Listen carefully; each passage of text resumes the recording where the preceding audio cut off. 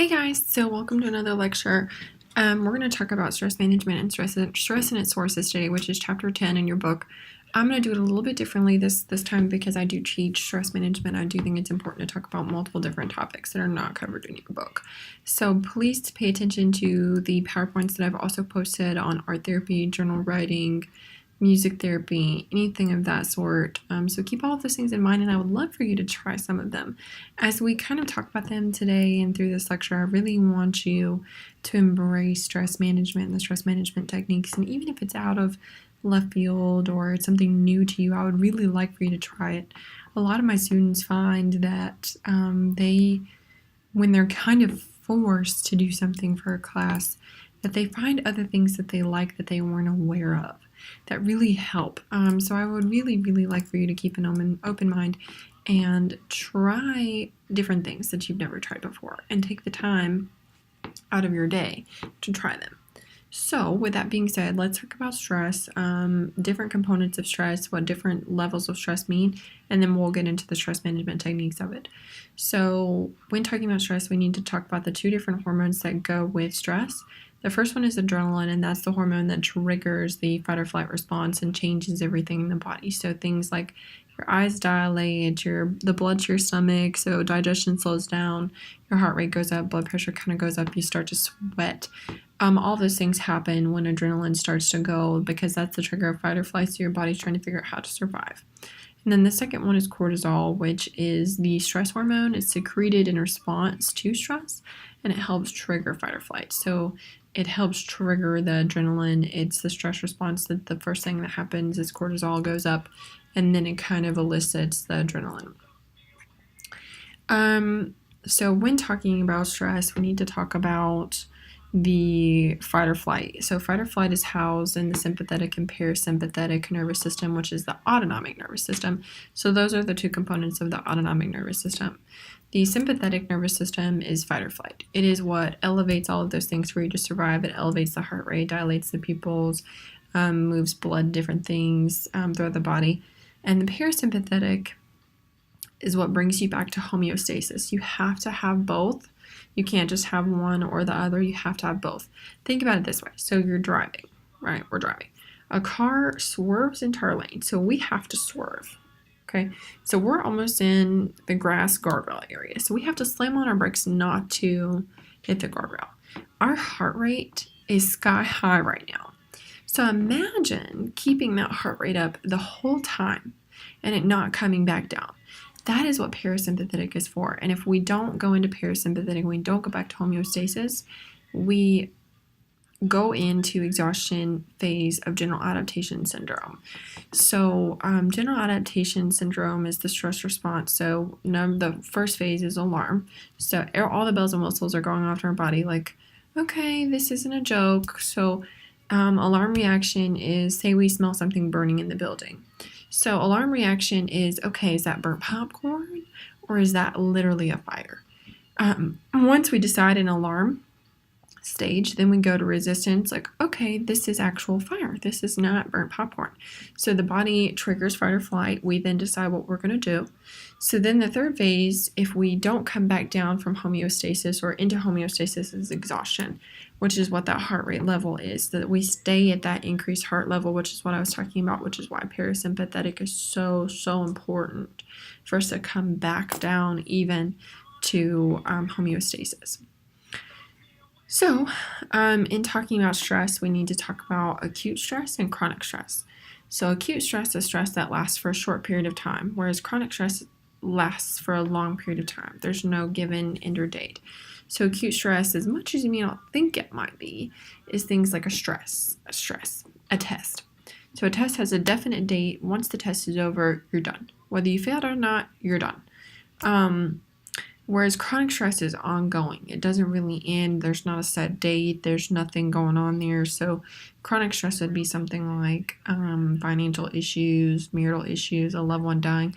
That is a prolonged period of time that's going to take some time for you to kind of wind back down and get back to homeostasis. Now, there are different types of stress. So there's eustress, eustress, and distress. Eustress is the good stress, and it's hard to imagine that there is such a thing as good stress, but there is. So eustress is something like graduating, getting married, buying a house, buying a car. All of those things are good stress because they're good things that are happening in your life that are a blessing, they're positive.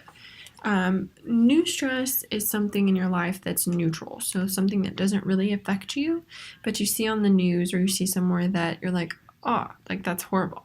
So something like an earthquake in Haiti, a school shooting in Texas, whatever it may be, that's not really related to us, not really related to you, but it does cause some sort of stress within your body, but not a lot because, again, it is neutral. Then you have distress, which is the bad stress in your body that you really don't want to, you want to avoid this type of stress. So distress would be something like a loved one dying, your house burning down, financial issues, marital problems. All of those things are distress, so they cause a negative in your life, and they do cause a lot of distress. Signs and symptoms of stress. So again, reiterating what's in your book. So hopefully you've read your textbook. Headaches, forgetfulness, crying, compulsive eating. You isolate yourself. You have a lot of tension in your body everywhere. Those are all signs and symptoms of stress. And I want to reiterate, since you are in college, and some of you, I know that you're older adults and you have full-time jobs, but it is important to differentiate between symptoms and results. So things like drinking, smoking, exercising a lot more, those are decisions that you make because you are stressed. So they're not a symptom, they're a byproduct of your stress. Those are the decisions that you're making because of stress, because you have a headache, because you're forgetful, because you're crying, because you're compulsive eating, all of those things. So those are decisions, they're not signs or symptoms of stress. It's also important to note that women tend to tend and befriend, which means that women are going to go to their friends and they're going to talk about things. So they're going to befriend somebody and talk about it versus men that they don't tend to talk about what's stressing them out. So that's what that's called, is tend and befriend. It would also be remiss of me not to discuss stress management techniques, like I said. So stress management techniques, things like I've posted already: art therapy, music therapy, ecotherapy, meditation, visualization, pet therapy, play therapy, yoga, exercise. All of those things are stress management techniques, and you do need to take part of them. I've heard this multiple times, and I really, really want to emphasize that these are not stress management techniques. Alcohol, not a stress management technique. Smoking, not a stress management technique. Driving, not a stress management technique. Sleeping, not a stress management technique. All of those things are things that you're prolonging dealing with the inevitable. You are prolonging dealing with the stress that you have, and it doesn't really do your body any good. You are not benefiting your body by drinking. You are not benefiting your body or your mind by smoking. You are not benefiting your body or your mind by driving or sleeping. Well, I mean, sleeping is a little bit. Statistics actually show that 20 to 30 minutes of a nap help improve performance and overall decision-making skills. So anything more than 30 minutes of sleep and during the day is just not beneficial. So talking about those techniques, it's important to talk about art therapy. So I've given you that PowerPoint. Adult coloring books are awesome.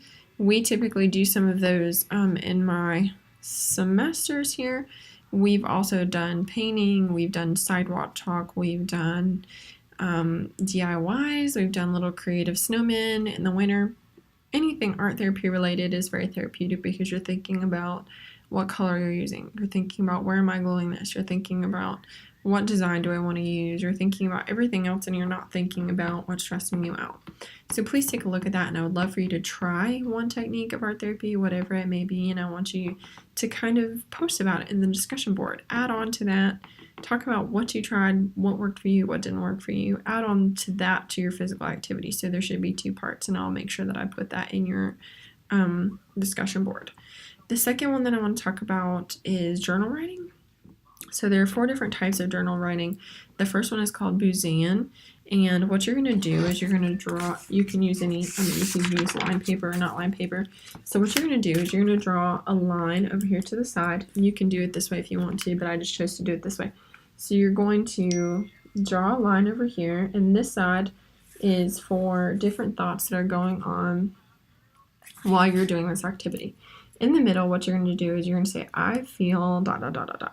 And then you're going to write one word and you're going to circle it. It could be, I feel mad, I feel excited, I feel happy, I feel blessed, I feel whatever it may be. You can write whatever word you want in there. And then at the bottom, you're going to extend it down. You're going to say another 1 to 3 words of explaining why, explaining why you feel that way. And you're going to continue the chart down further and continue to say things that pertain to that in 1 to 3 words. So that's Buzan writing style. And then the proprioceptive method is where you have unlined paper, you have relaxing music going on. At the top of the page, it says, what does it mean by X, Y, and Z? What does it mean to be overwhelmed? Why are you overwhelmed? Why are you sad? Why are you mad?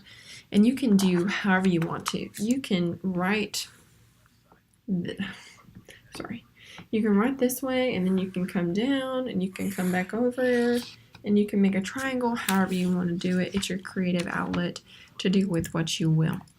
Then you have your dream journal. Most people dream at night, they just don't remember. So you keep a journal next to your bed and you write whatever it is that you dreamt about. And then in the morning, you kind of put the pieces together and journal like, okay, well, yesterday this happened. I think this is correlated. I feel like this is what this means. So that way you're kind of depicting what's going on in that. And then you have an unsent letter, and an unsent letter is exactly what it sounds like. You write a letter to somebody and you don't send it. So it's maybe you're angry at somebody. Maybe you're angry at your professor. It's that email that you want to send but you can't. Or it's to a loved one that's no longer with us that you really just feel like you want to write to them and say, man, I miss you. Like, I love you. Thank you for doing this for me. So you write like, dear whoever. You write exactly what you want to write. You can drop as many F-bombs as you want to. You can say I love you as many times as you want to. It doesn't matter. And then at the end you sign it, and then you crumble it up, throw it away, burn it, shred it, whatever it is you want to do. It's a very therapeutic way of handling stress. A lot of students really love it. Some students think it makes them more angry, but it's a good way to kind of cope with those feelings and address those emotions that you're feeling. And even if it stirs up old emotions, it's important to address them and understand why you're angry and what's going on. So that's journal writing. And then music therapy, so you can play music, you can write your own music, and if you listen to music, then it's supposed to be music without lyrics.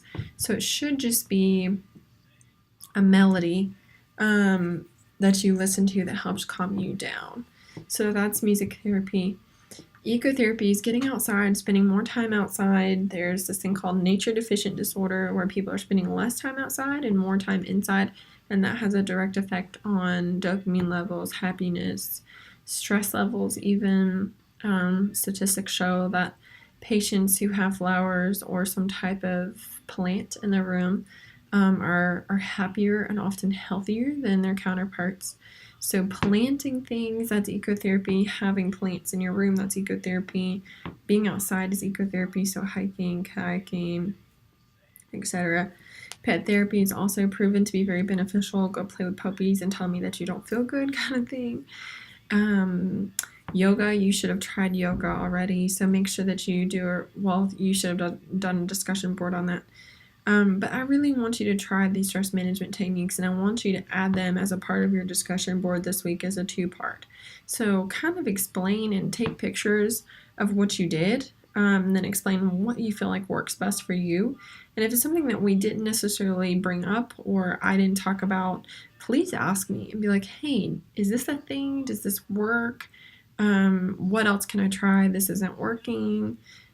I really want to help, guys. So please, please, please contact me if you have any ideas or thoughts about stress management, what you use, what I use, whatever it may be. So please reach out, and I will see you next time.